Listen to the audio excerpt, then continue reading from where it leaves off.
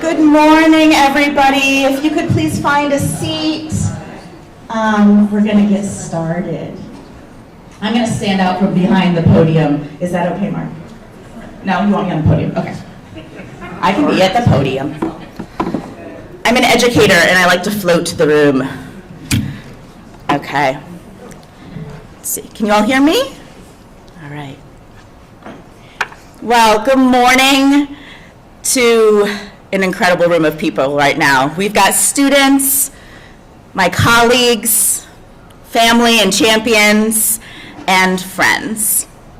My name's Hillary Sackett-Taylor, and I currently serve as the Honors Program Area Chair here at Westfield State University. Welcome to the inaugural, hopefully annual, Westfield State Honors Research Symposium. Yay! Yes, you can clap! I am an environmental economist, and so the first thing I'm going to do is wish you all a very happy Earth Day. And I'm going to give you a little bit of a warning that my speech this morning includes an obnoxious plant metaphor.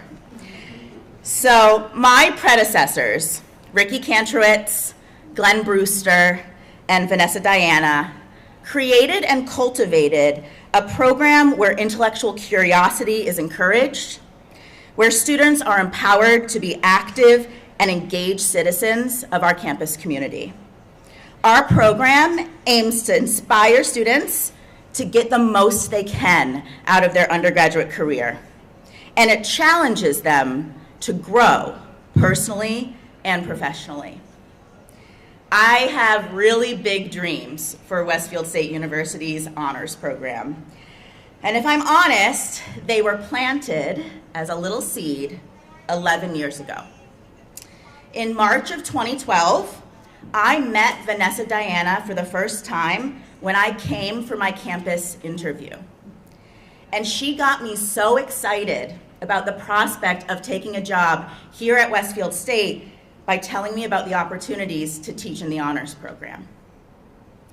Those seeds were then watered when 10 years ago, Glenn Brewster invited me to serve on the Honors Advisory Committee. He helped me to learn the ins and outs of this program. Speak of the man. Hi, Glenn. Were your ears ringing? My tiny sprouts were fertilized, and they grew over the years every time I got to teach another honors course, develop a new honors seminar, or advise another student on their senior honors project. The first buds of my dream began to form 5 years ago. In 2018, I applied to become the first honors program faculty fellow. It was during that year that I experimented with different models and ended up developing what has become our current honors program peer mentor program.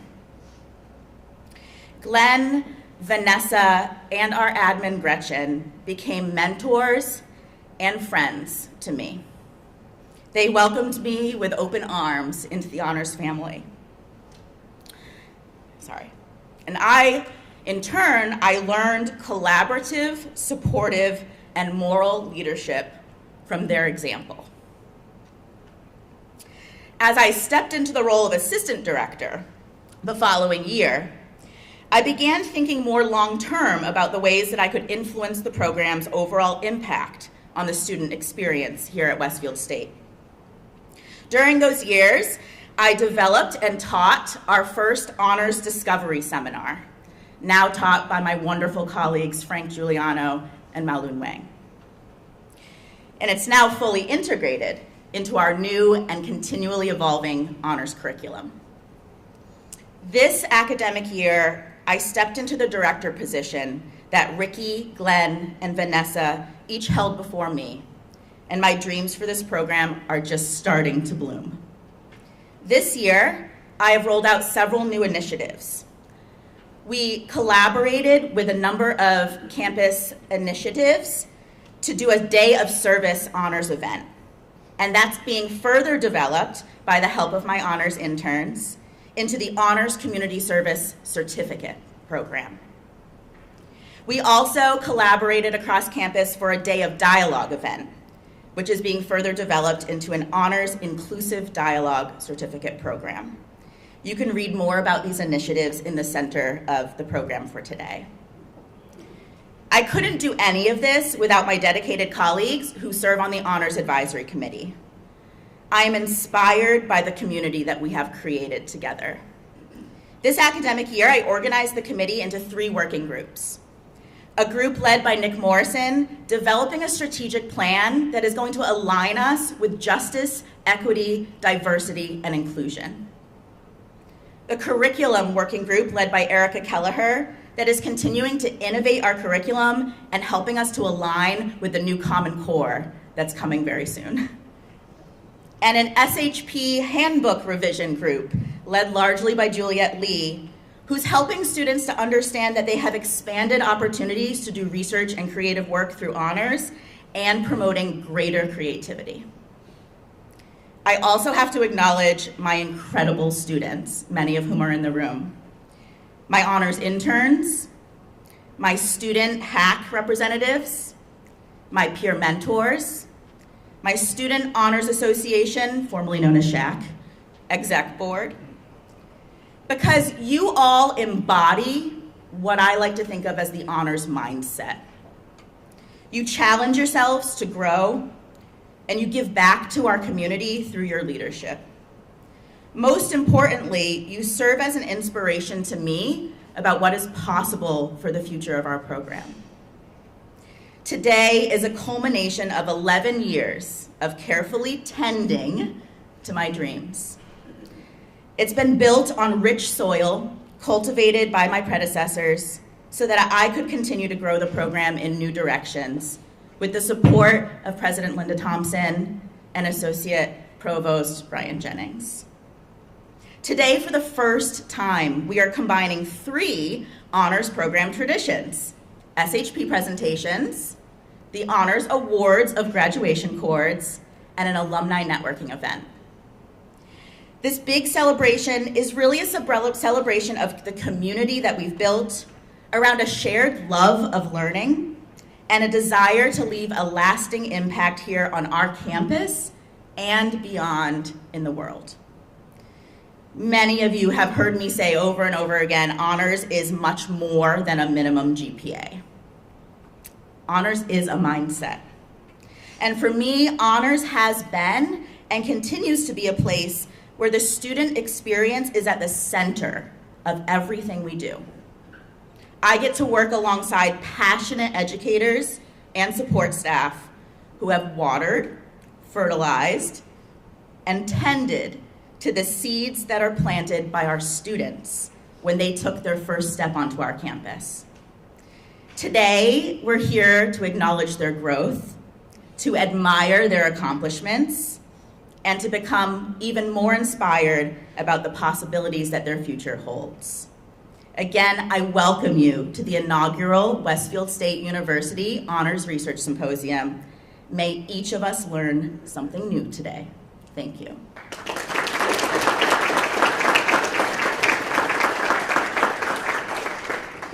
So at this time, now that I've wrapped up my plant metaphor, I would really like to warmly invite President Linda Thompson to the mic to give some opening remarks.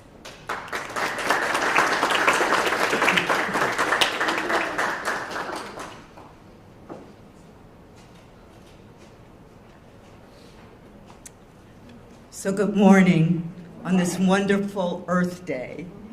That was a wonderful metaphor about plants and tending the soil.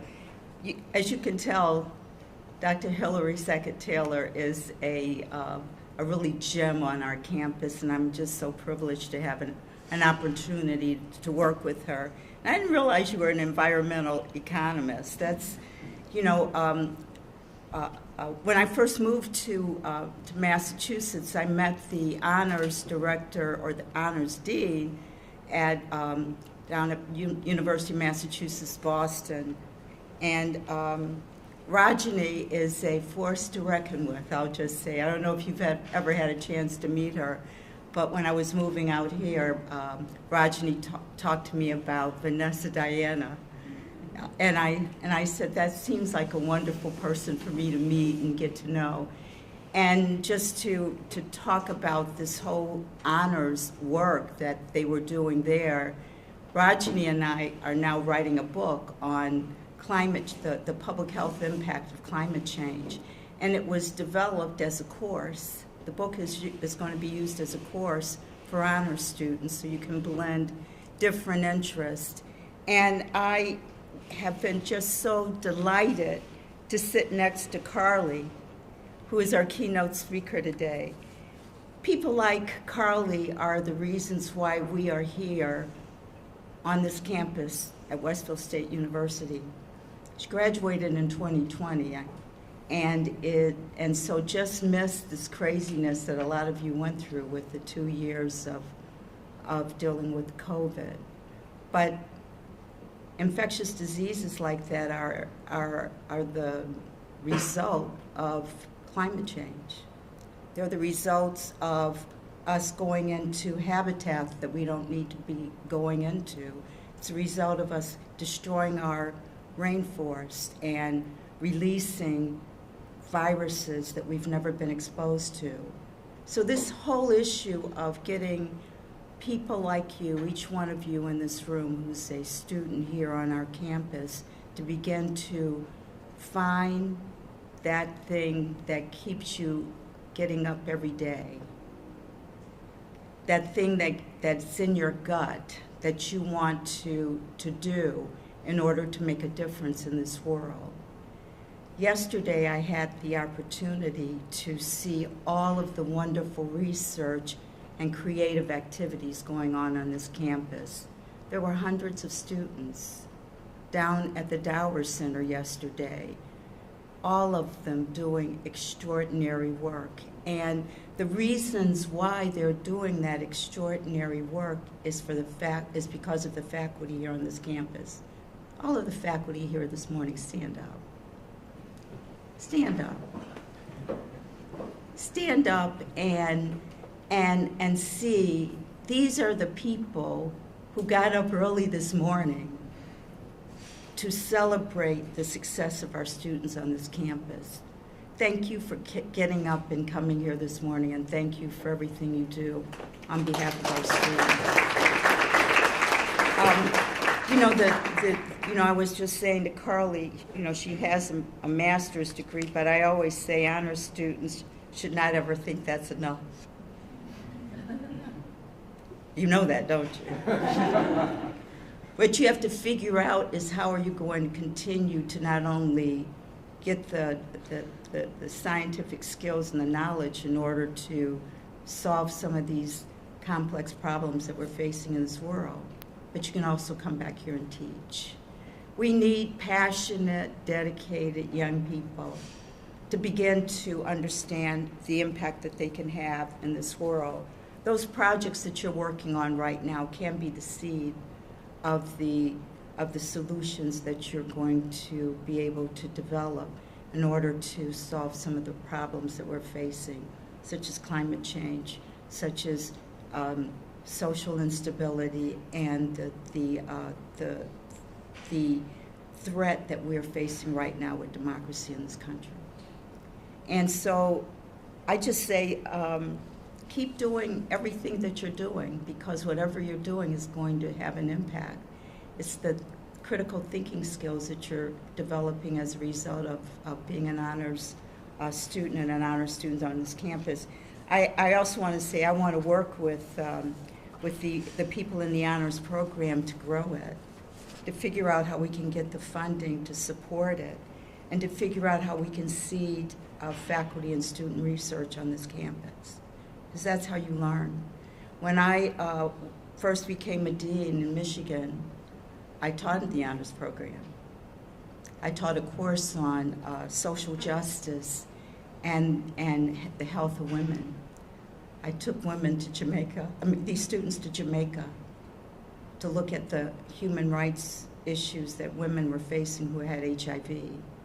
So they didn't just dance to Margaritaville, I'll just say, but we went and we interviewed people. We went to shelters where women had been thrown out of their homes because they had developed HIV, primarily from their partners. And then those students came back and wrote papers to describe what they saw. Those students came back and created media messages in order to inform the public about the impact of human rights violations on women. I'm not saying I'm going to teach that course, but I might be interested in going back to Jamaica to do it. But I think that's the creative lens, juice that faculty develop when they're thinking about a creative way to blend knowledge together across disciplines, across boundaries, and begin to say how we can influence social development, social change. It's really social engineering in a way. But I just want to say thank you. Thank you for inviting me to be here this morning with you. I have truly enjoyed meeting all of the young people over the last couple of weeks who are being honored by various groups on our campus, and we're continuing to do it. But those graduates who were here once before, keep coming back. Help us to grow this program. Help to invest in the future, because your investment in their future will be the reasons why this campus is going to live an additional 185 years. Next year, we will be turning 185. We are going to have a big party. We are. I want everybody to come back for it, and I want you to help me raise money to grow the honors program to get more students to choose to come here. So thanks, and I'll turn it back over to you, Hillary.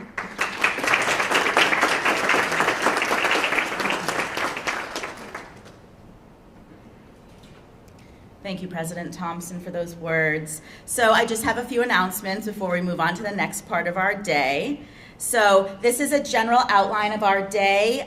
We're going to move from here into concurrent presentations just across the hall in Classroom A and Classroom B. You'll see in your programs that the students are broken out into Session A, which happens in Classroom A, and Session B, which happens in Classroom B. Please feel free to move between. Also, during presentations, this room will be empty, but the food, the coffee, the tea will remain. So if at any point you need sustenance, please come back and help yourself. It'll be refreshed throughout the day. At noon, we're going to transfer back into here.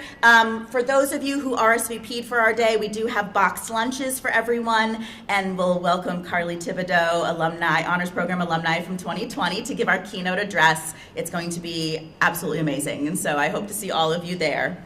This afternoon, we'll have another set of 2 concurrent presentations in the classrooms across the hall, and then after that, we'll be honoring all of our Commonwealth Honors Scholars and our University Honors Scholars with their graduation cords and medals. And I do hope this evening you'll come for the real party, which is happening at Great Awakening Brewery, where we're welcoming back almost 20 of our honors program alumni from the past 5 to 6 years. So I'm very excited about today. So please, here's the sessions, and here are the timings. We've got 4 presenters in Session A in Classroom A, and 4 presenters in Session B, Classroom B.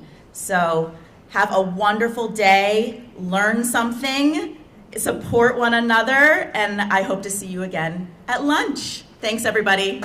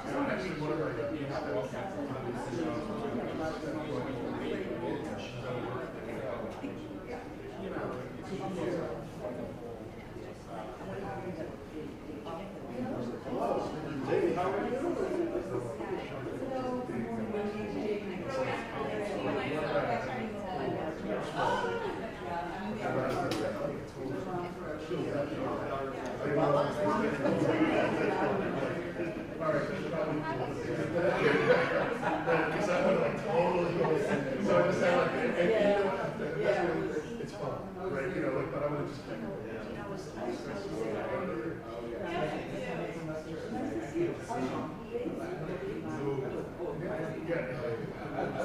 trying to be a little bit, further away.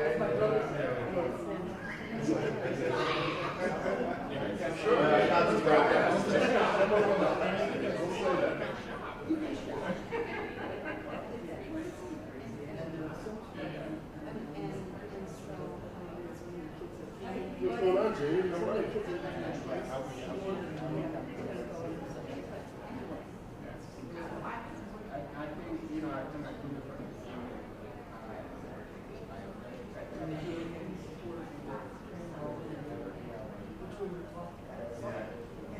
Nice to see you. I'll be around today. Doing well? Good? So, yeah, so I can't see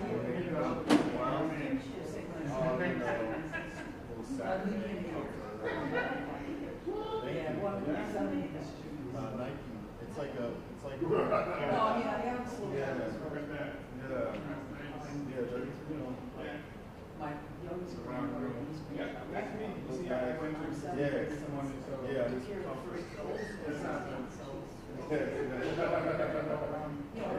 So are you going to do that thing where you retire where it's like, go away kind of thing, or is it going to be like, I'm retired and I'm going to be working? I have to, because it's in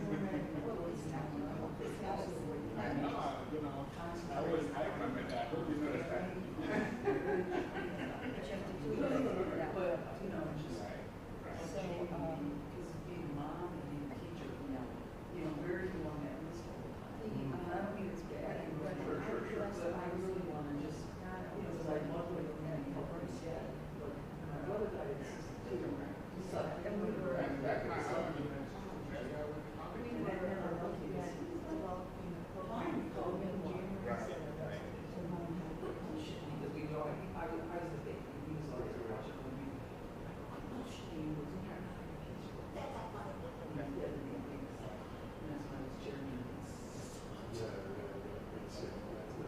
But no, I don't.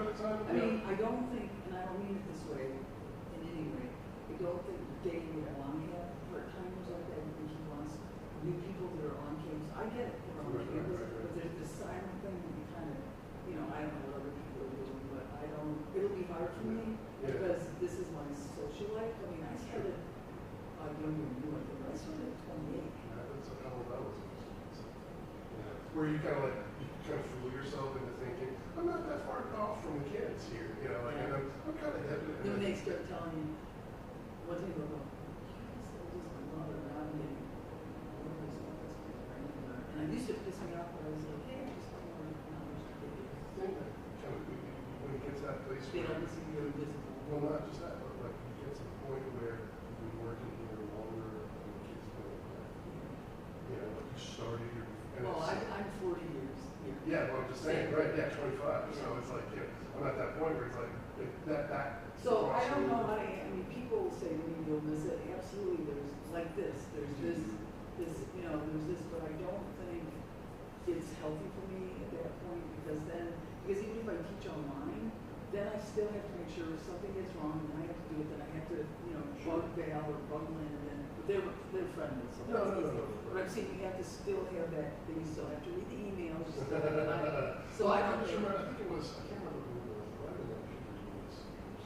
When he retired, there was a couple other folks that I remember they retired. I was like, I kept seeing almost the same amount. I don't think they knew what they were doing. Yeah, right. No, I mean, I don't want to work in my studio. No, but I just remember. It's very different. They don't have to figure it out. I remember saying to one of them, saying, I thought you retired. He's like, oh, I just love it now because I don't have to do any of the crap and stuff. Yeah, I can just do my class. I mean, the money is, you get to the point where, like I said to my husband, I said, I don't know, it's like in 5 weeks I make a little chunk of money that helps with the porch, that helps with George who needs something, but yet it's, because I'll never make 80 because I started at 25 cents an hour. It's not gonna be, I started it.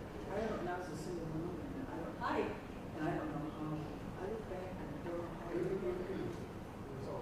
I'm dead serious. Right. Oh, yeah. I can go into, I can still remember I was the nominee process, so a person's going to school, and my separated and everything, and my, didn't have ribbons, so I had my hands on them, so I got the kids, George, put your mittens on these. George, put your mittens on. And Charlie's just sitting there with his mittens like this, and I go, because me no ribbons, you don't have mittens. And I was like, oh, I'm not that I was Right. proper, but you know, your Right. kids' babies were always. Yeah, you always put them, you don't think about how they pick up on. I always enjoy your company, but it's been nice, I've just been saying to people, nice, you know, thank you for helping, and we always had fun goofing around. But I love Howard, Howard is absolutely. I was gonna say, I'm not gonna see you in Parenza. It's weird, it's a weird thing, Right. but yet the light over there is so beautiful, and the front room is so light, I mean, it's Right. just, Kurt Roby did that. Yeah. I don't think it was necessary for me, but the front room, you need more space. I walked in and he goes, yeah, you get both these rooms. And I'm like, I looked at him and Kurt, I was in half the size, not even half studio, fourth I was like. Those And rooms then, on the second she was floor. retired, she goes, good luck moving all that shit. And she, you know, I don't blame her, she earned it. But Kurt Roby was like, cost me $7,000. I cleaned the whole room out by myself. I've never seen those rooms, you know? After And they that's what you remove had all to those do, you know? tables and shit. Yeah. After they remove all that stuff. So- And then you didn't have space where you don't have those stupid tables, you know, like those side, you know, those old, you know. The chemistry room. Yeah. With this much table space. Right, because they're all sinks and mortars. And they were, we found, in fact, when I became chair, when I was working with Kurt, he came up to me with, clean. I go, what was, these were still on. There was some of the airflows for the gas and the things were still on. I wonder what they do with that big electrical panel thing. Remember that? Oh, that thing that was in Walter's room? I have no idea. I'd love to like find that and just like mount it somewhere, you know, just like, you know, just. What about that whole mosaic thing that Thomas showed it? I'm sure they just trashed that. Maybe it has plastic. The one that says like art? No, it was a mosaic and it was like a big panel. on the Oh, wall. was it the one that was like Yeah, right next to green, the door? green. Oh, gosh, yeah, I don't know. Somebody just. I know the thing that they had above the office where it said art. You know. I had that made, that came with us. Yeah, that's, Thing that bummed me out is that, now this is minor, I came out of the chairmanship and I said, I made that sign with the guy that made it. I said, I want that sign. Someone stole it. That art sign that you took a picture for me? Yeah. It says art and then Yeah. my name hung underneath it. I didn't want it with my name hung, I just wanted that No, square. it's over there. Someone took it. No, the little square that says art. Oh, I thought you were talking about the room. Well, I have that too. That's, Yeah. I brought that over. Yeah, there's one over. There was one that was a half moon. Yeah. And then we had the things, and I kept saying, Dave, come on, can't we put this around someone's door? Well, they would let them union wise, is saying, well, shit, you can't drill anything in. It's So, always better to ask for people. right. Show up on But we Saturday. did, well, that happened, we did that with the guy that, Bill Garvin was his name. We came in with this drill gun, and I don't know who was the head guy, I can't remember, but he doesn't, we didn't have a friendly relationship. That was like one time. And he, I'm gonna yell at me. He's in my face like this, and I said, look, okay, just get out of my, and you know how I am. He said, come on, just like, this is a union, and I'm gonna report you, and he's just, I can still see his face. He's still just. Yeah. So anyways, yeah, that was that game. I remember one time when I was coming to my office, internet's not working at all. Oh, yeah. And it comes to find out that, you know, because I have to put up Oh, yeah, cameras yeah, yeah. And someone had accidentally broken the cable, so I said, hey, what is this?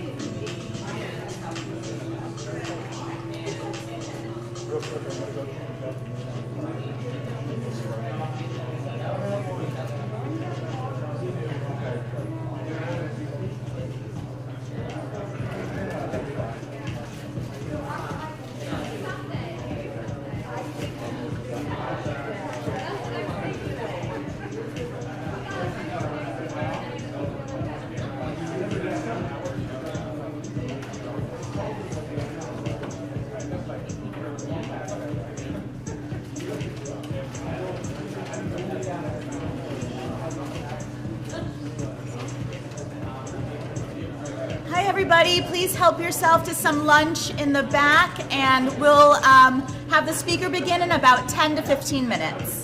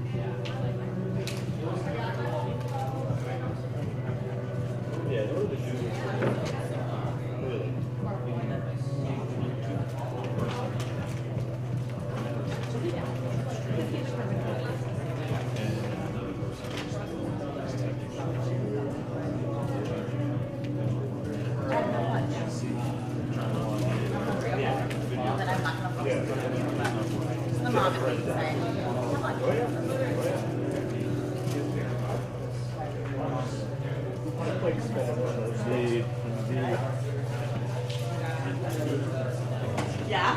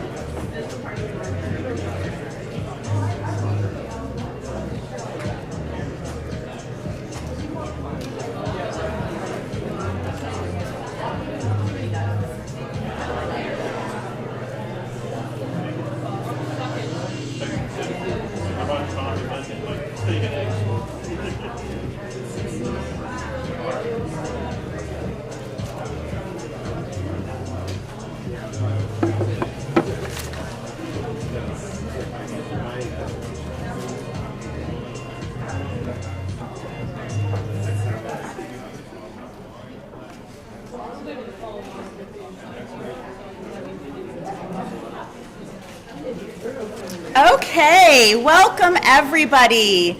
Welcome if you're just joining us for the first time today, or thank you for being here. I really think that we had an excellent morning of 2 concurrent presentation sessions. We've had 8. You want me to bring this closer? We'll do that. Okay. So, okay, is that better? Awesome. Thank you so much for that feedback. So, again, welcome. My name is Hillary Sackett-Taylor. I'm the Honors Program Chair, and I'm so excited that we're here today to be celebrating honors research at our inaugural and hopefully annual Honors Research Symposium. We had 8 speakers this morning, 8 students sharing their senior honors projects. We'll have 8 more this afternoon, but right now, over lunch, is a very, very special treat. So I am here to introduce our keynote speaker, Carly Thibodeau. Carly Thibodeau is a dedicated sustainability professional who is passionate about sustainability in higher education. She's also passionate about waste reduction and recycling and engaging people of all ages and backgrounds in the work of sustainability. She graduated in 2020 from Westfield State University as our valedictorian, and she graduated with Commonwealth Honors, presenting her senior honors project titled Consumer Preferences for Sustainable Certification in Costa Rica's Tourism Industry. While at Westfield, Carly really enjoyed being part of the Westfield State Swim and Dive Team, the Outdoor Adventure Club, and the Honors Program. I know Carly very well because in her senior year, Carly and I traveled down to Costa Rica together to gather data for her senior honors project, which you're going to hear a little bit more about today. But I really can't say enough about Carly from the perspective of an educator. She is the student that we all dream of. I had the pleasure of having her in both honors classes and non-honors classes in her economics major.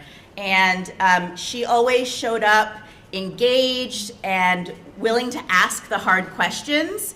She also showed great leadership in the classroom, bringing in people who maybe didn't have as much understanding as she did, and really showing a lot of empathy and a sense of community that we were all in it together. After graduating from Westfield, Carly went on to earn her master's degree in sustainability at Tufts University.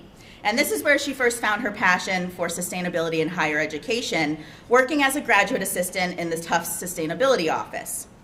She now holds the position of Associate Director of Sustainability for Endicott College. She's responsible for the college's long-term sustainability vision, encompassing everything from renewable energy procurement to environmental justice efforts to campus programming.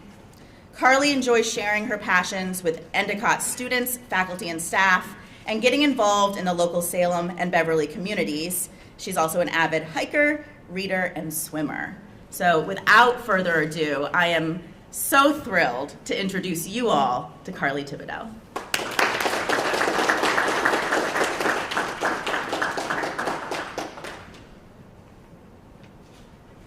Hello, everyone. Good afternoon. I would just like to thank Dr. Hillary Sackett-Taylor for the very kind words, very kind introduction, and for inviting me to be here to speak to you all today, which is the 53rd Earth Day. So, go Earth Day.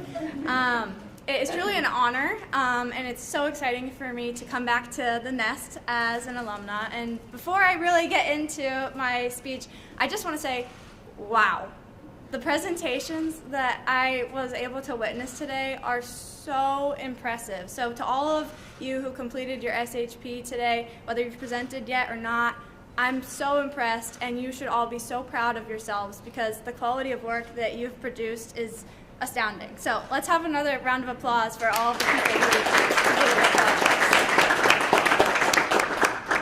I also want to say really quickly that as I was kind of pulling together some photos for this, I just got so excited and revisiting memories of my SHP and my time at Westfield. So some of them I just couldn't pick. So there's a lot of photos in here, and I hope you enjoy. But with that, I will get started.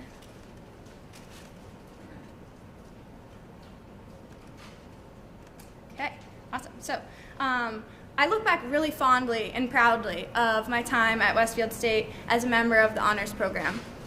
It's really incredible, and I was talking to many people about this today, to see how much the university has changed, how much the honors program has changed since I was here. And as Dr. Sackett-Taylor mentioned, I graduated from Westfield in 2020 in the midst of the COVID-19 pandemic. I had a dual degree in economics and environmental science with a minor in Spanish.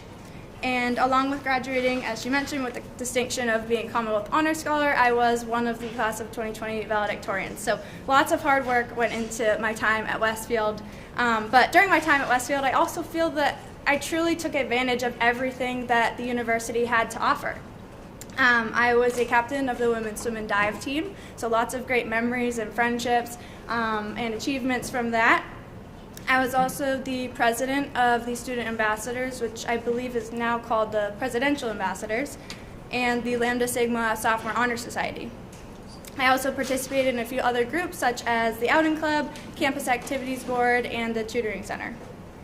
I was lucky enough to study abroad in Costa Rica twice, once as a WSUJ term between my freshman and sophomore years, and the second time with Dr. Sackett-Taylor to do my SHP work, and then also with at the same time with a third-party study abroad program called CIEE.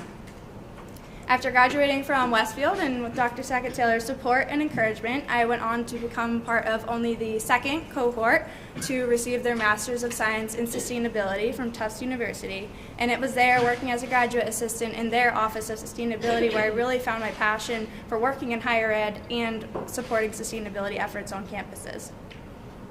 Each and every one of these experiences has been truly transformative and gave me the skills and background to put me where I am today. Now I'm the Associate Director of Sustainability at Endicott College, which is located in Beverly, Massachusetts, right on the ocean. Beautiful campus if you ever get the chance to visit. And so before I really get into what that role entails, I would really like to kind of talk about my honors program experience and what that meant to me. During my time at WSU, being in the honors program was probably one of the best decisions that I could have made, one of the best experiences that I could have had being here at Westfield.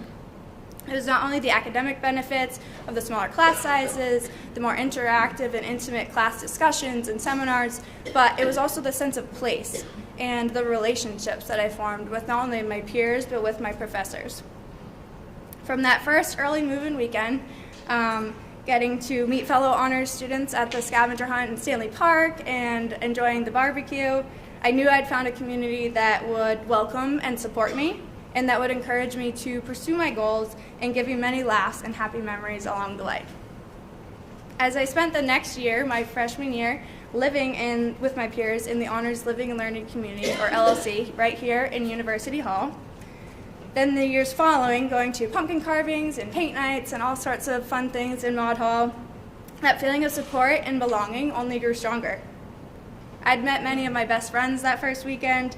I lived with them in the LLC and the 3 years after, and those relationships are still some of my most treasured to this day. I'm looking forward to seeing them at the alumni event later. Over the course of the 4 years, I also grew really strong working relationships with different faculty members, both honors and not honors. Through those relationships with peers and professors, I felt that I was given both the encouragement and the opportunities that I needed to take advantage of all that Westfield had.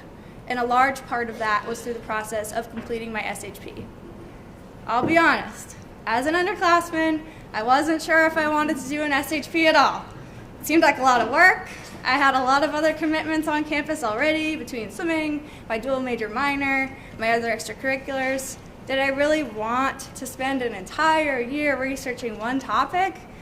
What topic could I look at for a whole year plus that would be meaningful and interesting and have enough depth to spend that much time on? And so those are the questions that I asked Professor Hillary Sackett-Taylor, who was both my academics advisor and my honors advisor.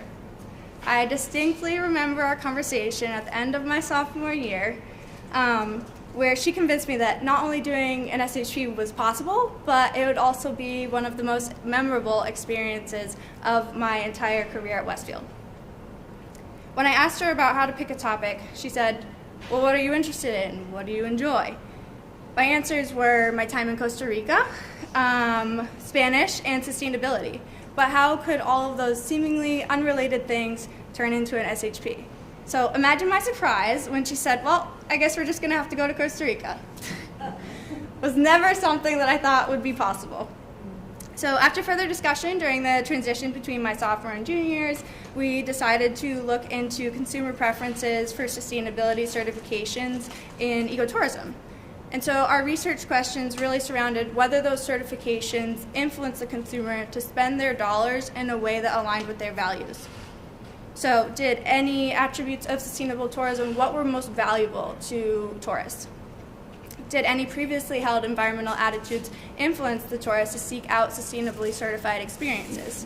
And then lastly, would consumers be willing to pay more for a certified experience versus a not certified one? Because we'd met early on in the timeline of completing an SHP, we had plenty of time to research and apply for grants to fund our studies.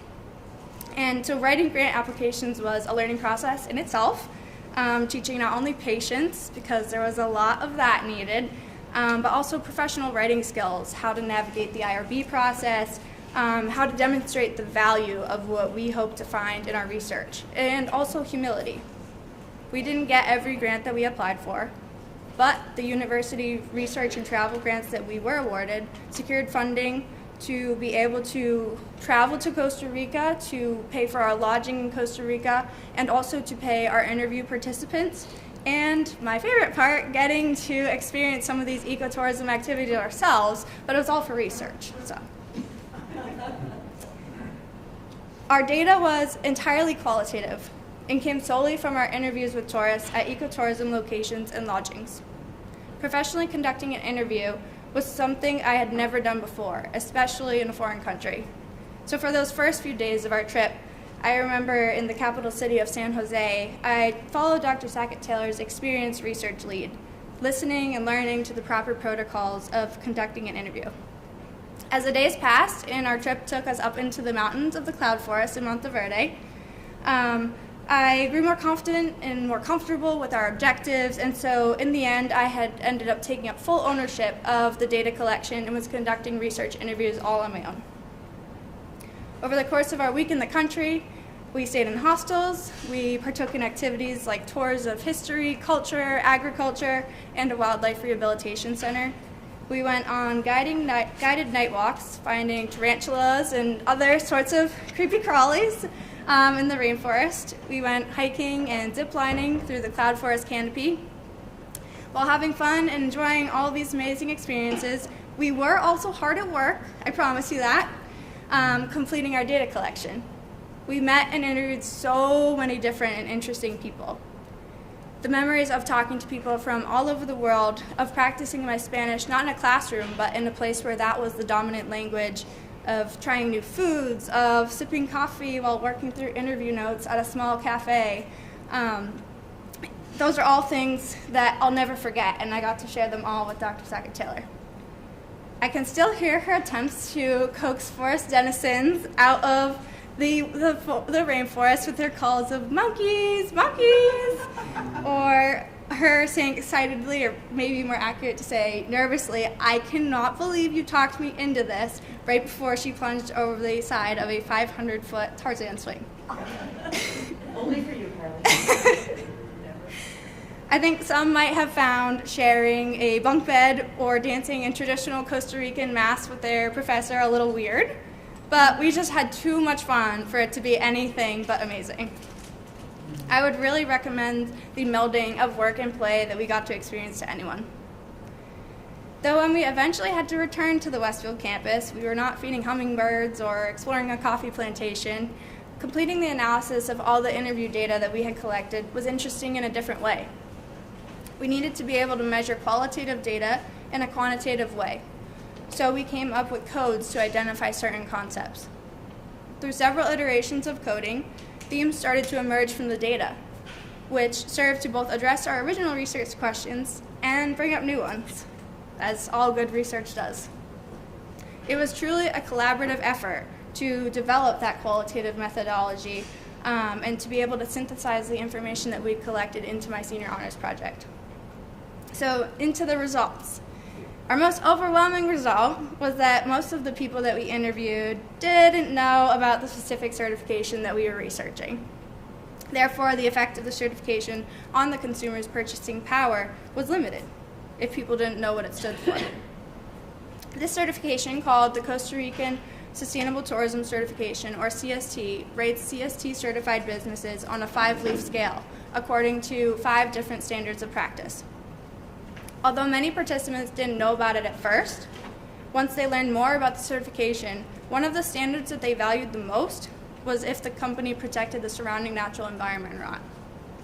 The next most valued standard was whether the producers offered the customers education on their sustainability practices.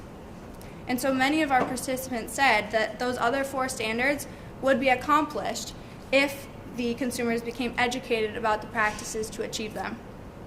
Others talked about the power of social media to spread the knowledge that tourists gained from these experiences regarding sustainability education. Therefore, though some tourists might have been unaware of some of the environmental issues that were at play, we learned that they can be empowered to make a difference if they're educated about them. And so then kind of coming to the last part of our results, willingness to pay. So we found that 65% of our respondents said that they would be willing to pay more for an experience that carried a certification. The reasons for this ranged from their desire to make sustainable choices that protected the environment and wildlife, to personal satisfaction from altruism, to even just time savings when making purchasing decisions between different experiences. So with these findings, we concluded that with the proper promotion of this CST program, that producers should be incentivized to pursue attainment of the CST certification. Not only would achieving the certification benefit the business by drawing in more consumers, but it also would enhance green business practices that would benefit the surrounding community and ecosystems. As Costa Rica's economy is dependent on its abundant natural resources for tourism, increased preservation of ecosystems would in turn draw in more tourist dollars, supporting more mobilization towards green initiatives, and so kind of a cycle there. Although our research focused specifically on the country of Costa Rica, we believe that our findings can have an impact worldwide, and that these findings can kind of have much broader implications to ecotourism around the world, and that this model is something that could be replicated to provide logistic and concrete methods to not only support ecotourism on an industry level, but also an individual business level and far beyond that. Though we've not published our findings yet, something for down the road, knowing that something I worked on for so long could have so many impacts beyond the Westfield campus and my SHP project is really a large part of why completing this project carried so much meaning. But I couldn't have done any of this work without an incredible primary SHP advisor. I'm endlessly grateful for Professor Sackett-Taylor's mentorship, not only academically and professionally while we were in Costa Rica and while we were turning our work into my SHP my senior year, but also personally. She became my role model, my sounding board, my cheerleader, my source of encouragement, especially when I realized I had to complete the rest of my SHP and my senior year via a screen when Westfield closed halfway through my senior spring semester because of COVID. She's also the person who pushed me to pursue my master's degree, and I've learned is also pushing me to pursue my PhD today. And so that really, pushing me to get my master's really set me on my current career path today.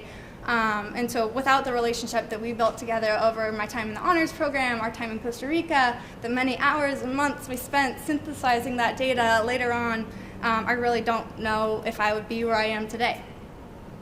I can't emphasize enough the value of finding a primary SHP advisor who has not only content expertise in a field you're interested in, but also you're interested in learning from as a human being.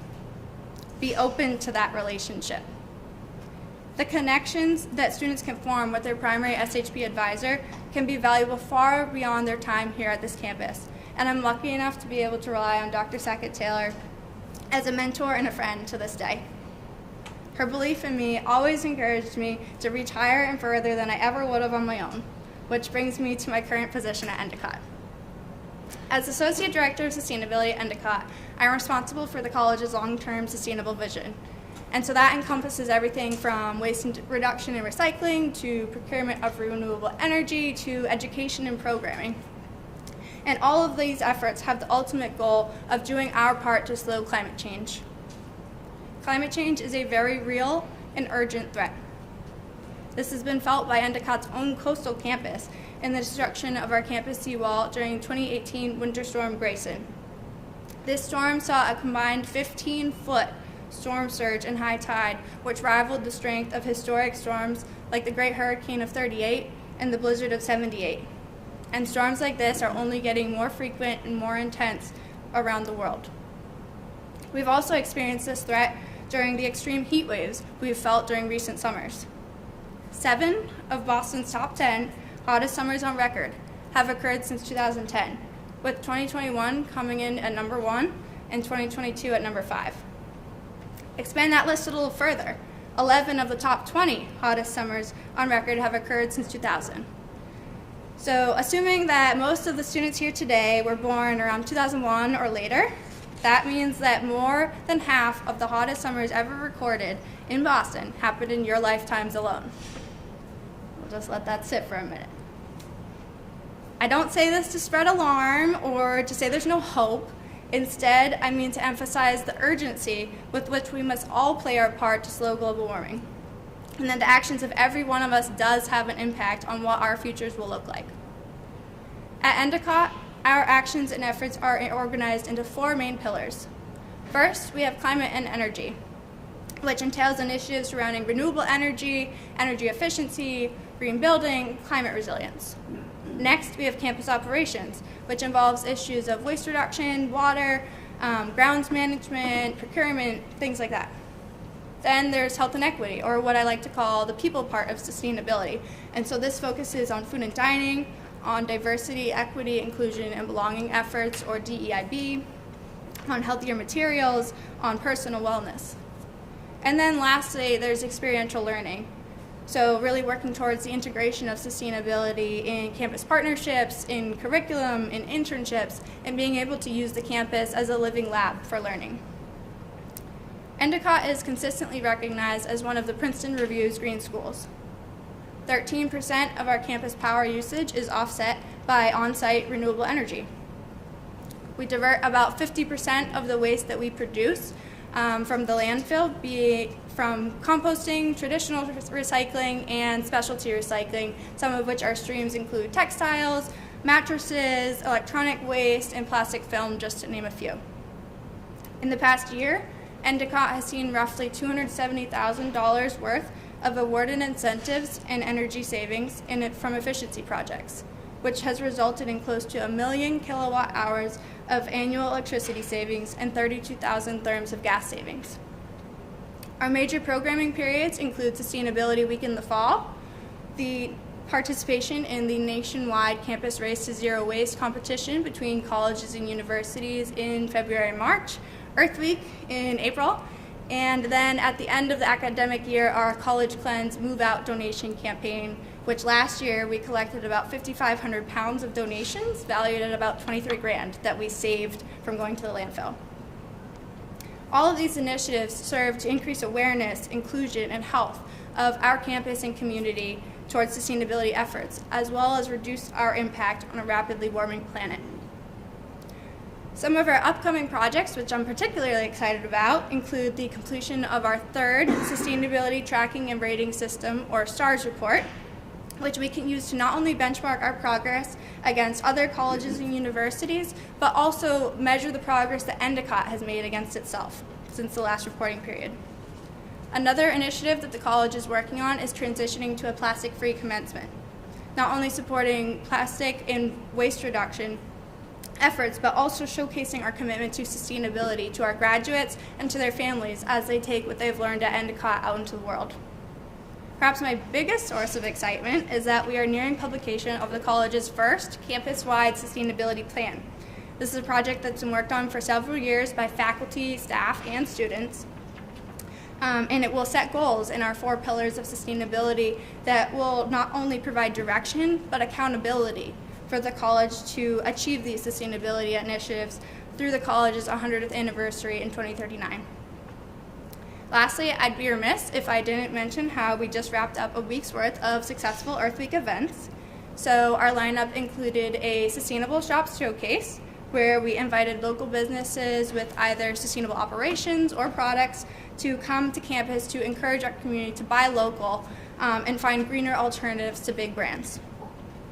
There was also the Careers in Sustainability Alumni Panel, where alumni working in sustainability in various roles such as legal counsel, ecological restoration, fashion, and consulting share their experiences and demonstrated to our students the wide variety of careers in sustainability work that there are out there. Yesterday was wrapped it up, and it was our second rally to fight climate change, which was a walkout march across campus where Endicott's president and the City of Beverly's mayor spoke to the actions that Endicott and the greater community are taking to fight climate change. We have a lot to celebrate and be proud of, but there's still a lot of work to be done. This was especially true when I started my position as Associate Director of Sustainability at Endicott in September of 2021. As I wrapped up my master's degree at Tufts, I had originally applied to Endicott for their Sustainability Coordinator role, which reported to the director. After a month or two, I was notified that the college was no longer hiring for the coordinator position, but instead, they wanted me to interview as the director. My first reaction was to doubt myself. I wasn't ready or qualified enough to direct a college's sustainability efforts. But after working through that imposter syndrome, with the support of my network, people like Dr. Sackett Taylor, my friends, my parents, my family, my sister, I realized that in applying for the coordinator role, I'd been really selling myself short. Though I had been intimidated by the required qualifications for the director role, what I realized is that if you're only applying for jobs where you're checking off every single box, you're not leaving yourself room to grow and to learn in that role. So what I had to do was overcome that challenge with the support of my network and then get ready to face the next one. As I assumed the title of director, the battles continued. I was starting out in an office that had been completely vacant for about 6 months before I started and was coming off of COVID. I felt like it was just me there to pick up the pieces and resume these sustainable practices that had really fallen by the wayside during COVID. And there was nobody there to keep things going. However, I really quickly realized that I wasn't alone. Despite being the only full-time staff member at the Endicott Office of Sustainability, or OOS, the people that really helped me to pick up the torch were a trio of undergraduate students, fellows, who had been working at the OOS since their freshman years. These 3 women helped me to learn the ins and outs of the OOS at Endicott, what they had done in the past and what had worked, but more importantly, what students were interested in regarding sustainability on campus, what they were passionate about, and maybe where there were some areas for improvement.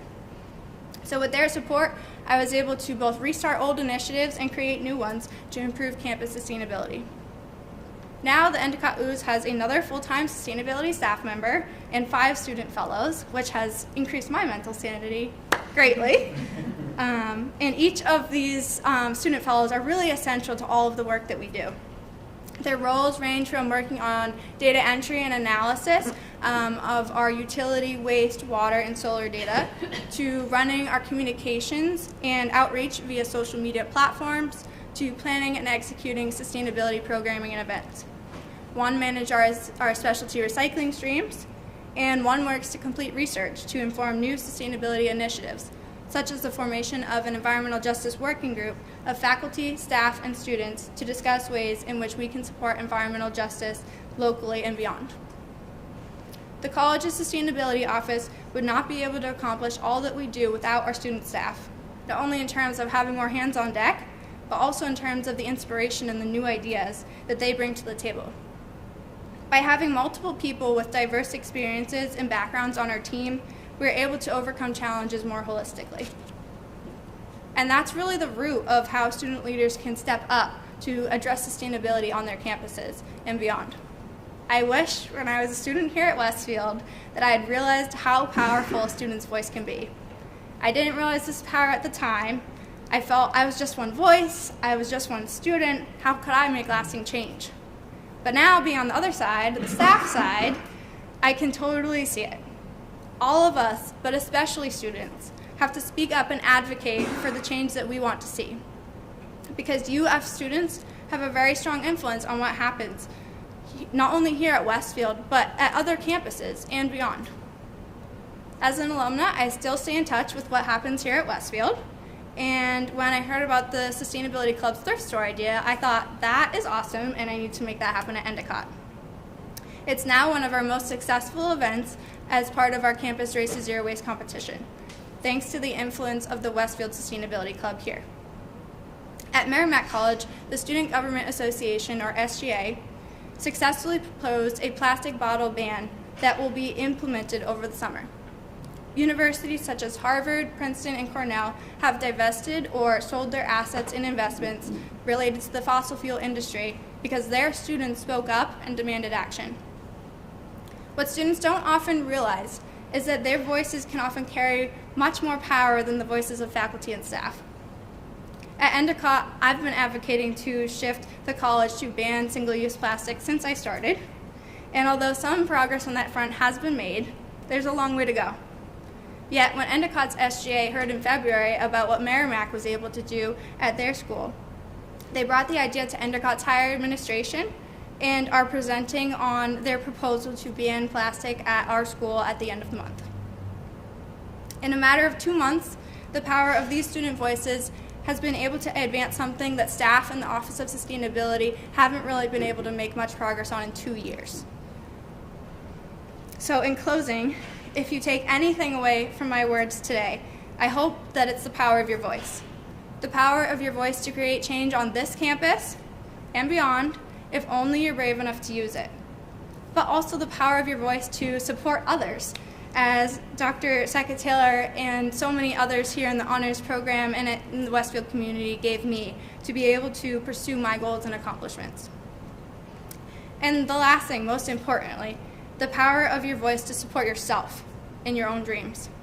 In the end, all it really takes is you aiming high and telling yourself, I want this, I can do this, and I'm gonna go for it. So thank you all again for having me here today. Congratulations again to all of the students who have completed their SHPs. You should all be so proud of yourselves, really, it's incredible. And I can't wait to see what you all got to accomplish with your voices after you leave the nest.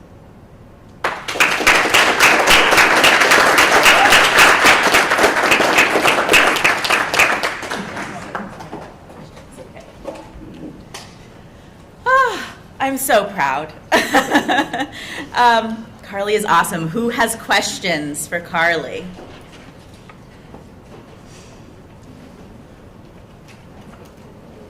Thank you for your great remarks, Carly. I'm sorry, I had a coughing fit in the middle of them. Could you tell us more about the Move Out program and how you reduce waste, and maybe that's something that we could try to replicate here? Yeah, absolutely. So waste reduction and recycling is definitely one of my passion areas, and so that project, even though it's a lot of work, is one of the things that I'm most excited about every year. And so basically what we do is we set out collection boxes in all of the residence halls, and so we have them separated into kind of different categories, so like clothing and shoes, books and school supplies, non-perishable food donations, things like that, dorm wear.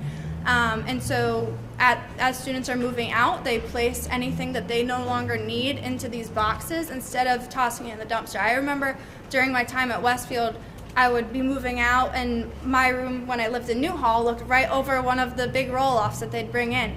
And there would be so much good stuff in there. And I wanted to just hop in there and go dumpster diving and pull all that stuff back out. And so I don't dumpster dive, but we kind of are the step before that, before it gets into the dumpster, and so we're collecting all of those things that are perfectly usable, that have so much life left in them, and that students just don't need at the end of the year. So instead of having to worry about packing them all away or trying to dispose or donate them themselves, we collect them all, and we have a network of about 7 different thrift stores and shelters that we kind of spread the wealth and donate all of those things to. So, yeah, it takes a lot of work. It takes a lot of volunteers, but it's definitely a great program. Any other questions? I was just curious how you mentioned Merrimack and now Endicott making a proposal, how they're proposing to have an affordable way to transition away from plastic.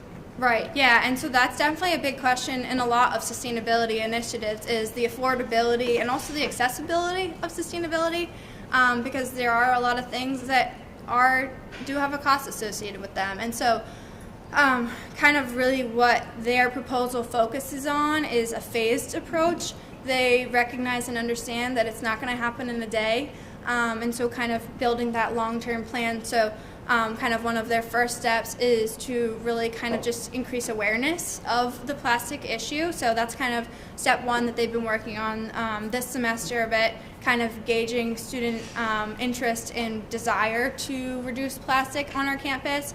Then kind of the next step will be that every incoming underclass, first year class will all be provided with their own reusable water bottle.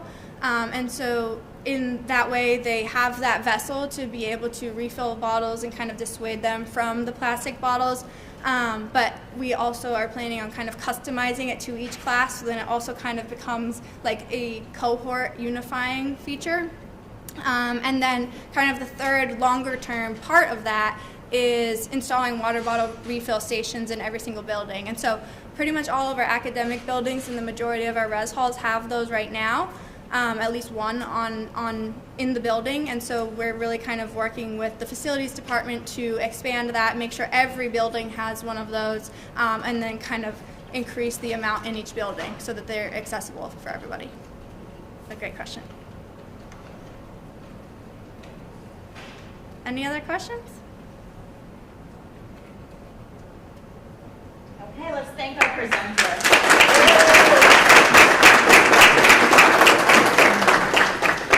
So I just have announcements for everybody. Let's go back to the schedule. So we're just wrapping up lunch and the keynote address now. We still do have some time, so if you haven't eaten yet, please make sure that you get yourself some food in the back of the room and take this time to enjoy being with friends and family and champions and talking together. The next set of concurrent presentations will begin at 1:30 p.m. Again, we're going to have two sets of presentations happening concurrently, one session A in Classroom A and one in session B, Classroom B. Let me just show you what those look like. So here's session A. We have 4 presenters in Classroom A. And session B, we have 4 presenters in session B. After the presentations, we'll return to this room for the awards ceremony. And at that point, we'll have a lot more students joining us because we're actually graduating 62 honors scholars this year. The 22 who are Commonwealth honors scholars who are presenting their senior honors projects today, and then 40 additional students who completed the university honors scholar requirements. And so we'll be honoring all of those students with graduation cords and medals in a ceremony here at 3:45. And again, I'm going to plug the big party part of today. We hope that you'll join us over at Great Awakening Brewery tonight from 5 to 8 for an alumni networking event. Food and soft drinks are on us, but you should definitely try the beer, and but that's on you. And we have 20 alumni coming back, spanning years all the way back to 2015, so we're very excited to welcome them back and see what they've been up to. So I will leave the podium and let you do a little bit of schmoozing, and I'll see you at 1:30 for the next set of presentations. Thanks, everybody.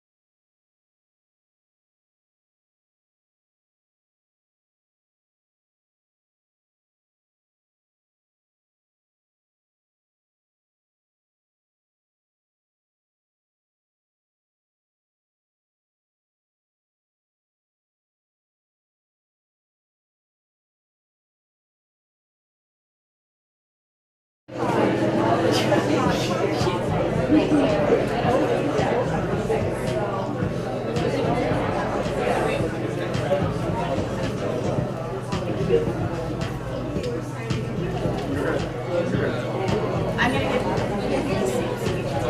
Do you mind if I loiter over here? I'd rather you didn't. I understand. Okay. On the other side of the pool be okay? My daughter's getting an award. I just No, want to get understood, but I've got kind of a narrow this way. view there. I don't know if... How about behind you? Would that be all right? I don't want to jam you up. I know what you're going to do. Oh, sorry.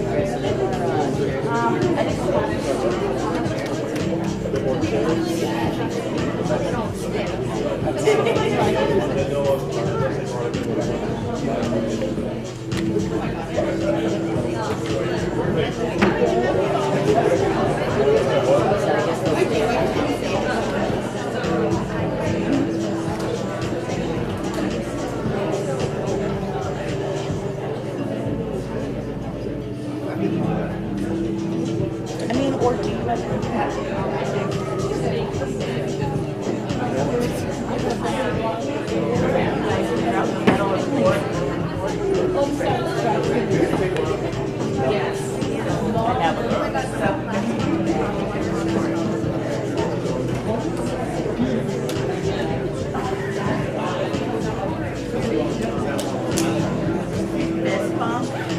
I think people are shaking hands now.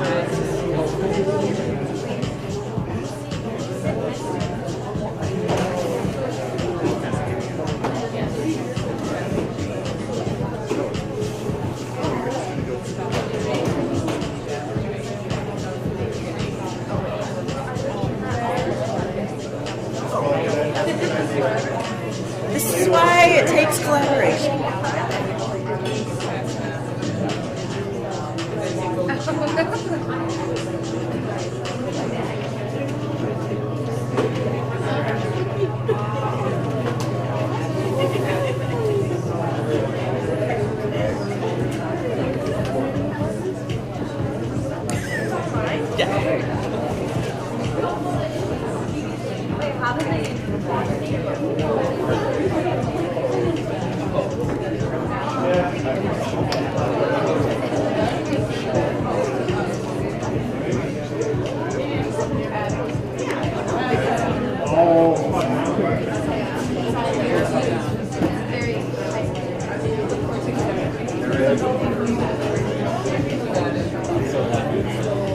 All right, welcome everybody. If we could find a seat or a settled spot, we'll get started.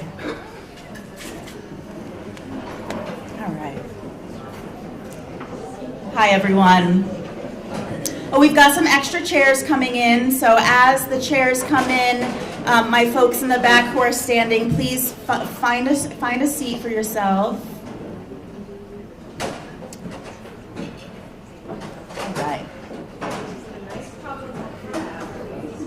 It is a great problem to have. Now we know. Now we know. All right. Welcome, everybody. So I am actually going to give a short speech that I gave this morning because I am seeing a lot of new faces in the room, and I'd love to just kind of reorient ourselves to the day. So thank you so much for joining us. You're joining us towards the end of the day of presentations, or maybe you've been with us all day.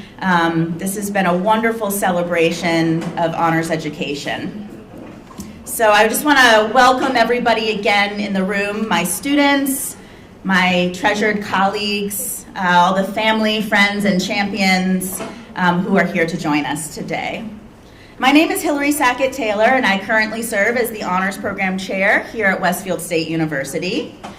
And today is a very exciting day because it's the inaugural and hopefully annual Honors Research Symposium. Woo!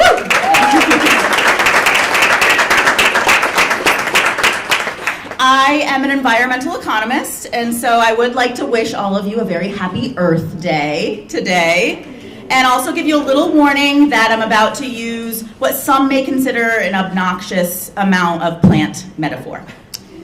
So my predecessors, many of whom are in the room right now, Ricky Kantrowitz, Glenn Brewster, and Vanessa Diana, created and cultivated a program where intellectual curiosity is encouraged and students are empowered to be active and engaged citizens of our campus community. Our program aims to inspire students to get more out of their undergraduate experience, and it challenges them to grow both personally and professionally. I have really big dreams for Westfield State University's honors program. And if I'm honest, those dreams were planted as a little seed 11 years ago.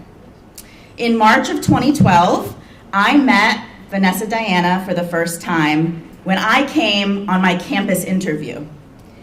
She got me so excited about the prospect of taking a job here by telling me all about our honors program and the opportunities to teach in it. Those seeds were watered just a few years later when Glenn Brewster, then director, invited me to serve on the Honors Advisory Committee so that I could begin to learn the ins and outs of the program. Tiny sprouts were fertilized and grew over the passing years each time I taught another honors course, created a new honors seminar, or was primary advisor or second reader or honors reader to a senior honors project. The first buds began to form 5 years ago when I applied and became the first honors program faculty fellow. It was during that year that I experimented with different models and ended up developing what has become our current honors peer mentor program. Glenn, Vanessa, and our administrative assistant Gretchen became mentors and friends to me. They welcomed me with open arms into the honors family, and I learned collaborative, supportive, and moral leadership from their example. As I stepped into the role of assistant director the next year, I began thinking more long-term about the ways that I could influence the program's overall impact on the student experience here at Westfield. It was during those years that I developed and taught our first Honors Discovery Seminar, which is now fully integrated into our ever-evolving honors curriculum. This academic year, I stepped into the role of director, a position that Ricky, Glenn, and Vanessa each held before me. My dreams for this program are just starting to bloom. This year I've rolled out several new initiatives, including a Day of Service event, which is going to be further developed into an Honors Community Service Certificate, and a Day of Dialogue event, which is being further developed into an Honors Inclusive Dialogue Certificate. You can read more about these initiatives in the center of your program for today.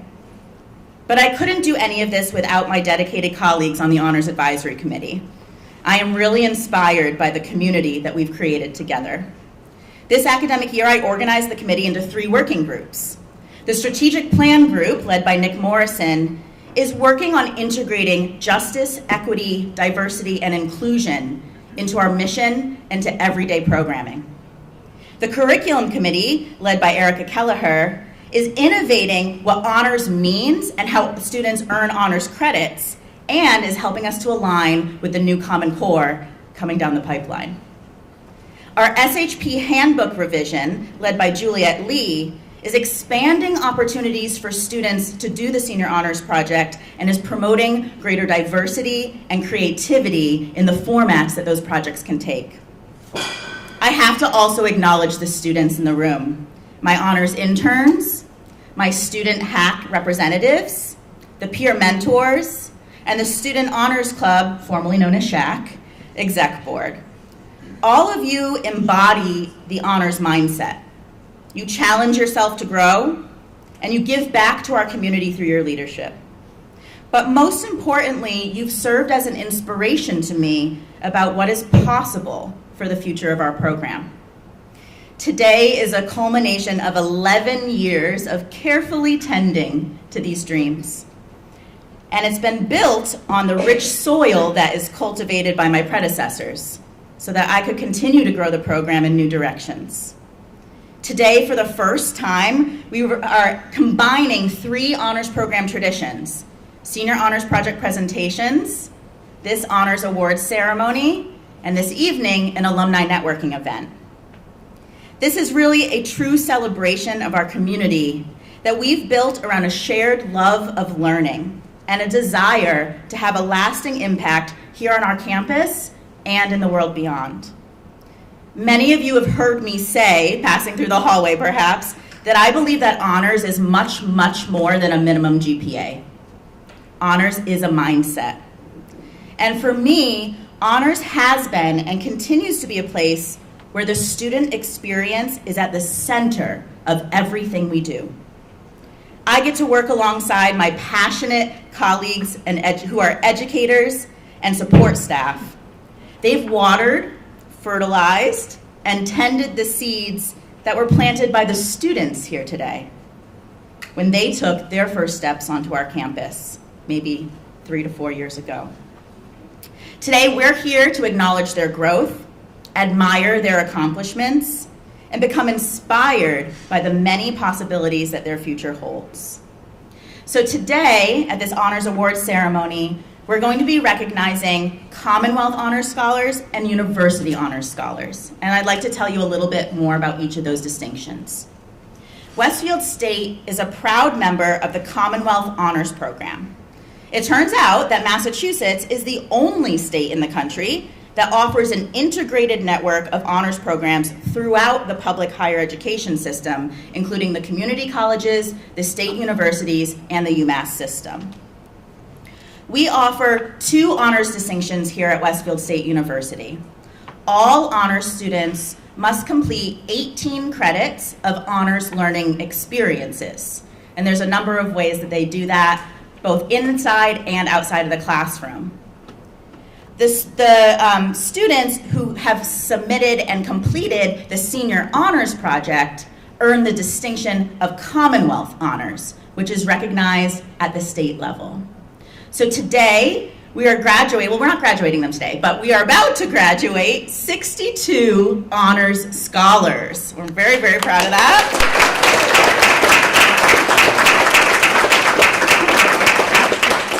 Of these 62, 40 of these students will be earning the distinction of University Honors Scholar, and 22 will be earning the distinction of Commonwealth Honors Scholar. So the way that we're going to do this, I have invited my friends and colleagues, Provost Dr. Julie Mills, and Associate Provost Dr. Brian Jennings, and the Director of the Center for Student Success and Engagement, Dr. Azanda Seymour, to help me give out these awards today. We're going to start with our Commonwealth Honors Scholars and then go to our University Honors Scholars. And I'm going to ask the students, as you hear your name called, if you'll please come to the front to receive your graduation cord and medal, and then to take a photo with our administration over here in the corner, and then find your seat again. And my audience, what I'd like to do is I'd like to read the names of all the Commonwealth Honors Scholars and hold your applause, and then we'll give them a huge round of applause. And then I will read all the names of the University Honors Scholars, hold your applause, and at the end we'll give them a big round of applause. Sound okay? All right, so let's get started. Places, everybody.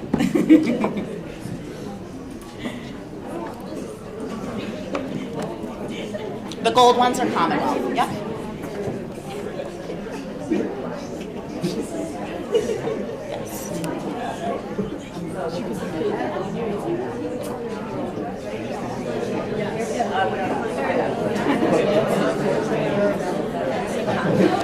All right, I think we're all in place. So, Getting us kicked off, Commonwealth Honor Scholars are as follows. Renna Berry.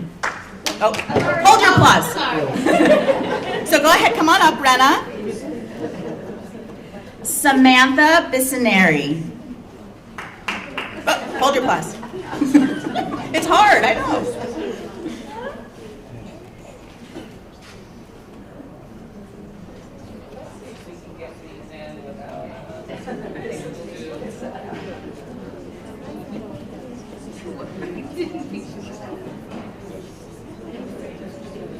Should we not pin them? Should we just hand it to them? You can just hand it. You can just hold them up. Okay.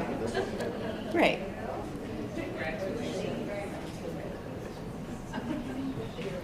Yeah, we'll get our rhythm. We'll get our rhythm. Madeline Borowski. Madeline here. Jankalishka Burgess Cruz.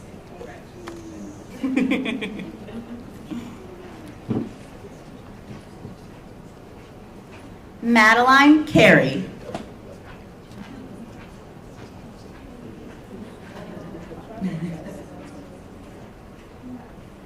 Annalise Kramer.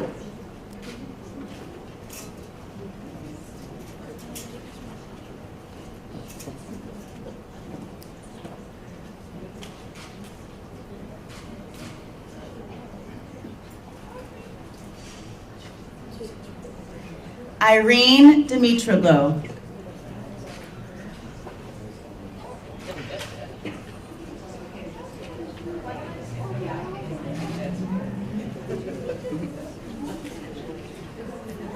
Rodney Duteau.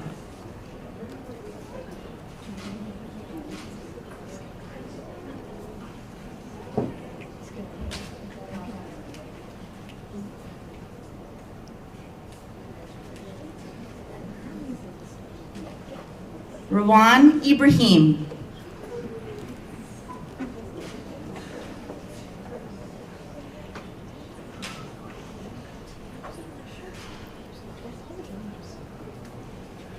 Nicole Erickson.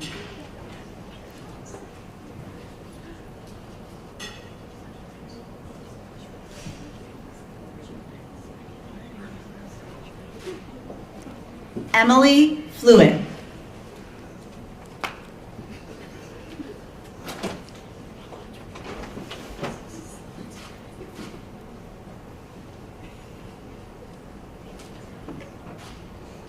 Cameron Ganong.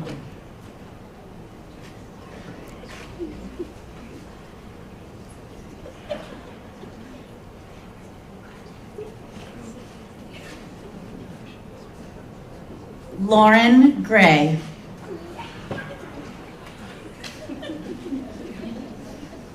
You guys are being so patient with the clapping. I know. Zaya Johnston.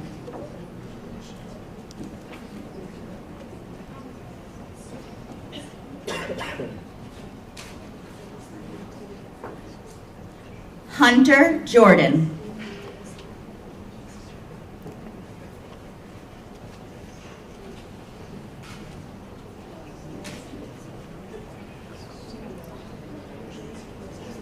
Aaron Lessing.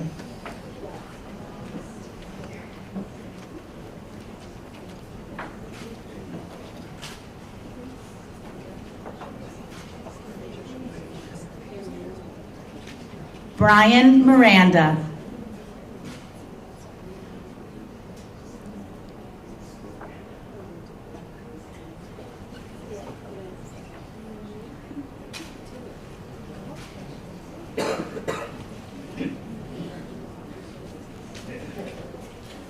Holden Nelson.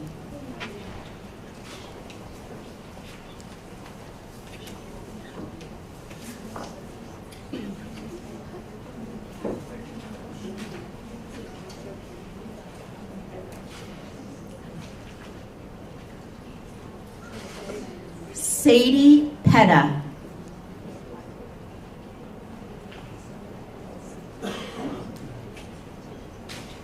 Hannah Robbins.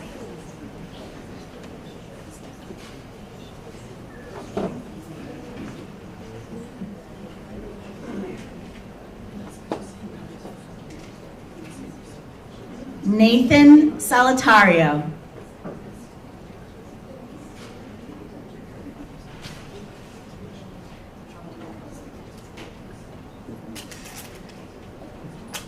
Autumn Tomeo.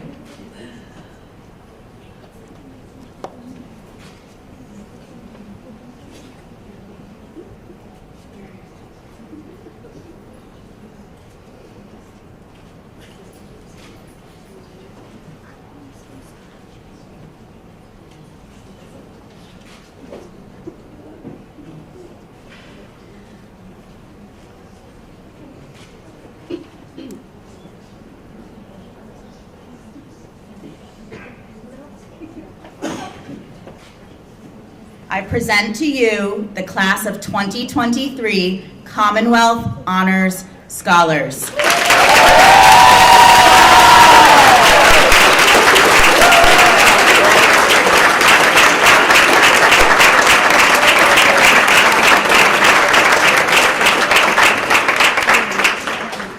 All right, folks, stick around, Commonwealth Honors Scholars, because we're going to do a big group photo at the end, okay?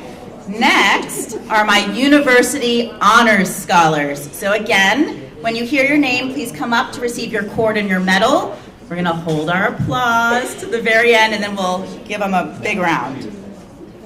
All right, starting us off, Nicholas Abbott.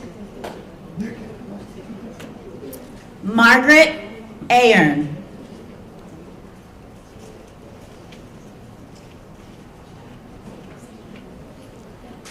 Eric Backman.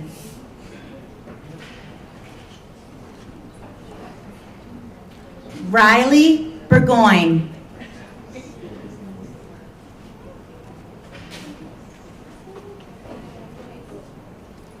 Amelia Brown.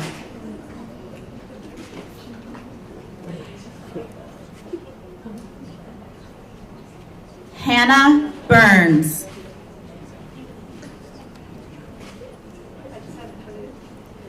Michaela Cesarini.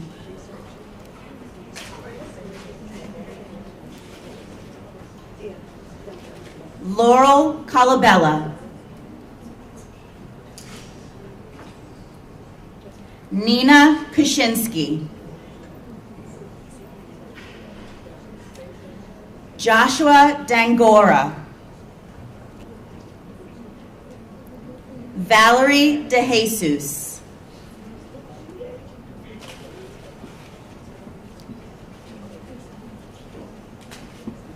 Vincent de la Cruz.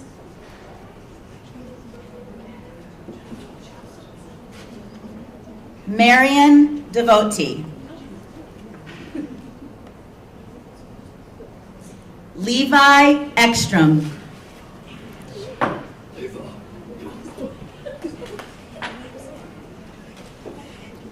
Emily Geddes.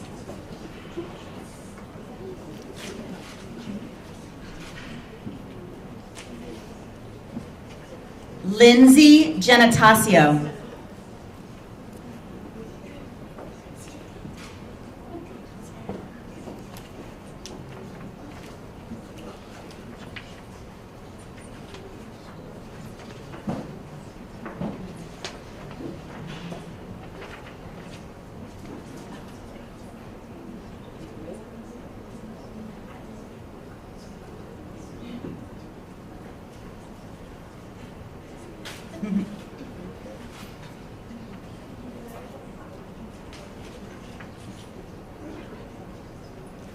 Cindy Gonzalez Paulino.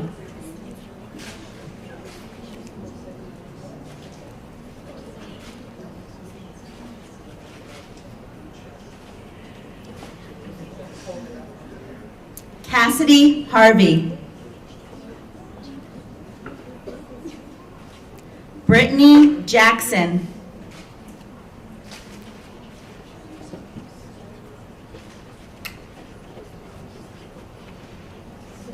Marissa Jacob.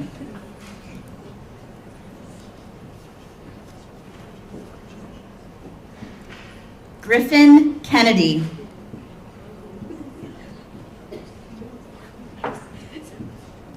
Rachel Lagasse.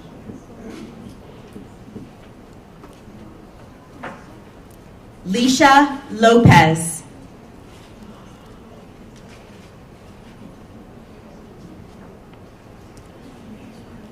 Godfrey Macadongdong.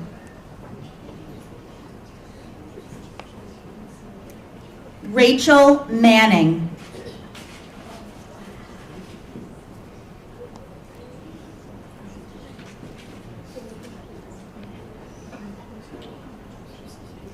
Julia Mariansky.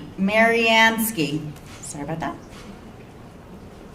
She's not here to yell at me about that. Alicia Miola.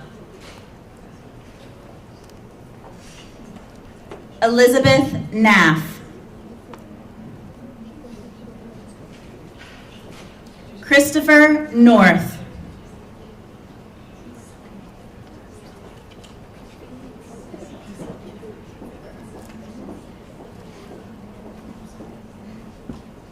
Chris, this way. Oh, come up here.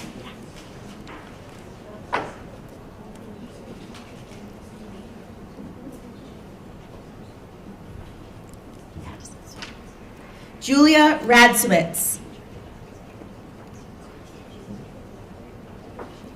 Evan Rankin. Julia Rowe.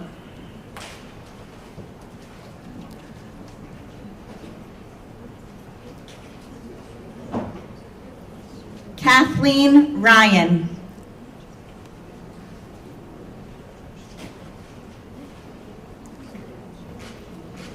Christopher Schoen.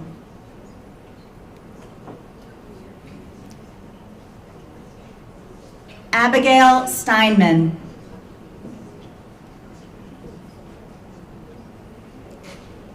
Sarah Tanner.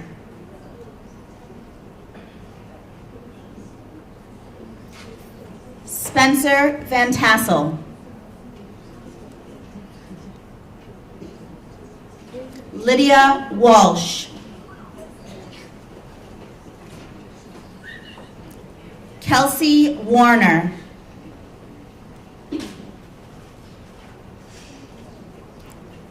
Lauren Zeno.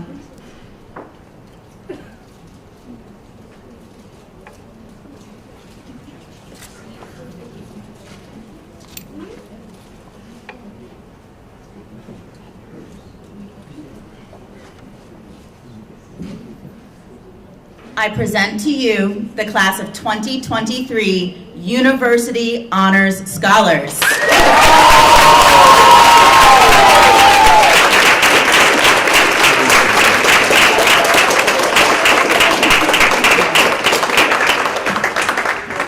So in closing, I'd like to invite Provost Dr. Julian Mills, Associate Provost Dr. Brian Jennings to make some remarks.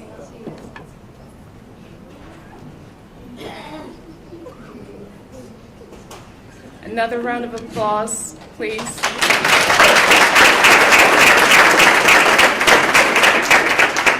I think a little louder than that. Another round of applause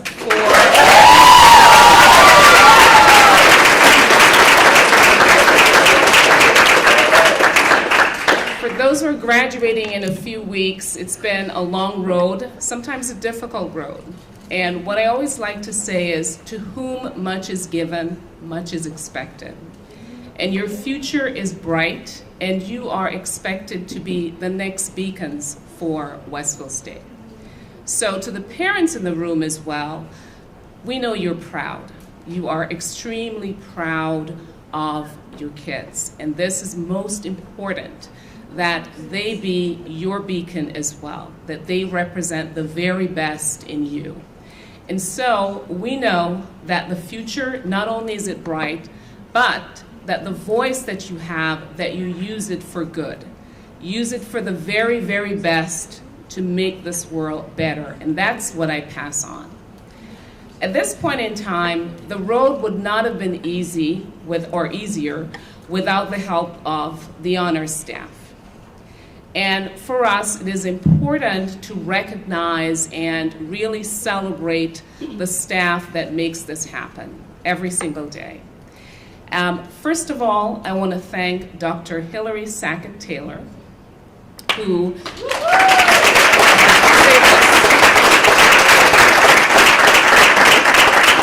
and for Dr. Taylor,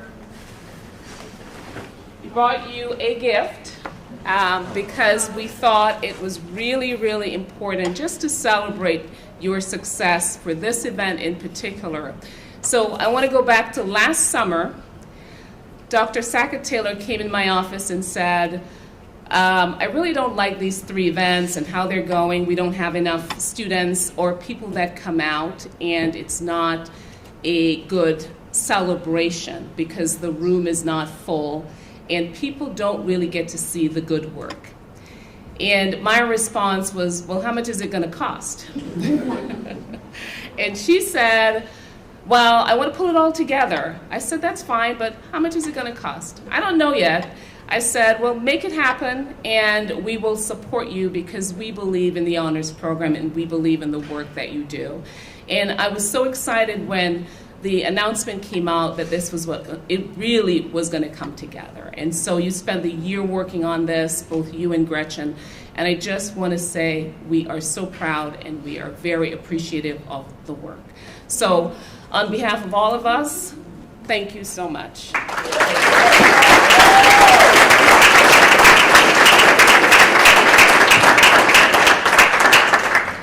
Is Gretchen still here?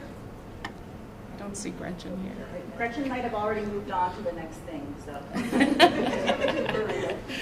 We have something for Gretchen as well. And when you see her, just thank her because she works tirelessly for the honors program. You all know it doesn't happen without Gretchen. Correct. It really doesn't happen without Gretchen. And so please tell her thanks, and we'll also celebrate with a gift for her much later.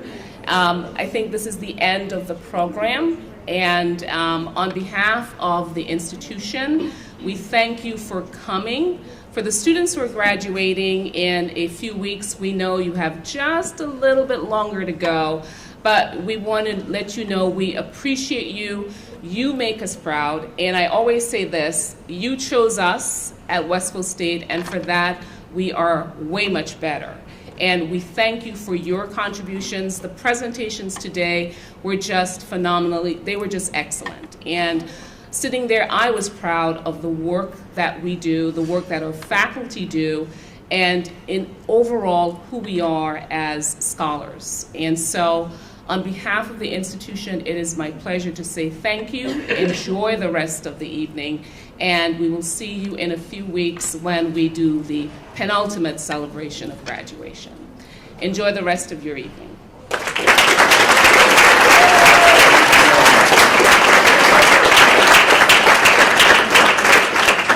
All right, so before we can get the party started over at Great Awakening Brewery, where we're having an alumni networking event and all of the students are invited, we would like to take a nice group photo that we can include in the Squirrel Squire. So if you received your medal and your graduation cord today, if you please come forward so we can take a nice big group photo.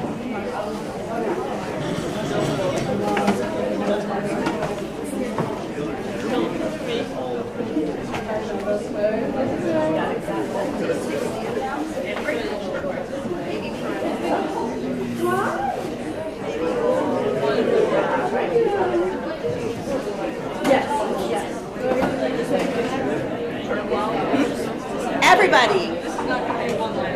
No, this is going to definitely be a two-liner.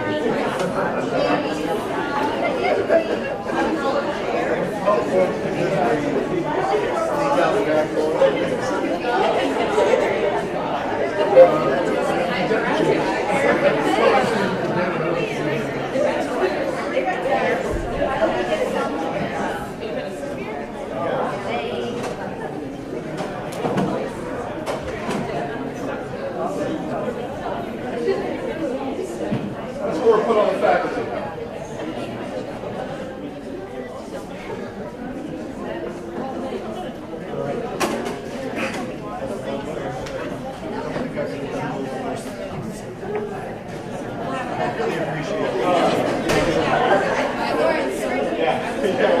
Just